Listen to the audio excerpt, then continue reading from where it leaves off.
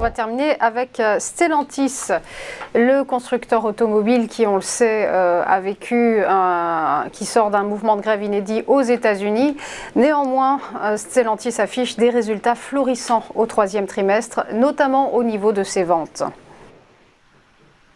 Oui, tout à fait. Donc Stellantis a publié hier et on voit que déjà la bougie d'hier est une belle bougie verte. Donc Stellantis a évolué depuis des mois à l'intérieur d'un canal haussier, canal qui a été rompu il y a une dizaine de jours et on est venu chercher une zone que j'ai indiquée en vert, qui est une zone de support majeur. C'est même une zone de polarité puisque cette zone a commencé par faire résistance au mois de juillet, on l'a franchie, on est revenu la tester, on a essayé de la refranchir, on n'a pas réussi, on l'a franchie au mois de septembre, début octobre on est revenu la tester, donc elle a servi de support et de résistance. Alors, maintenant, les objectifs de Stellantis. On a pour l'instant un RSI qui est un peu mitigé, compte tenu des éléments de ces derniers jours, avant la publication des résultats.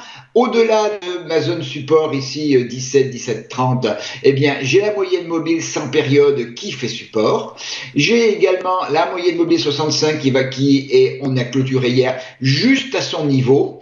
Donc le premier objectif, c'est de revenir à l'intérieur du canal haussier et c'est pour ça que j'attends une clôture supérieure à 18,05 € pour véritablement confirmer le retour dans le canal haussier, donc le retour vers un schéma qui lui serait haussier, avec un premier objectif qui est le gap baissier entre 18,57 et 18,71 et son franchissement nous amènerait vers les plus hauts dans la tendance, vers 18,80 € et 19,20 €.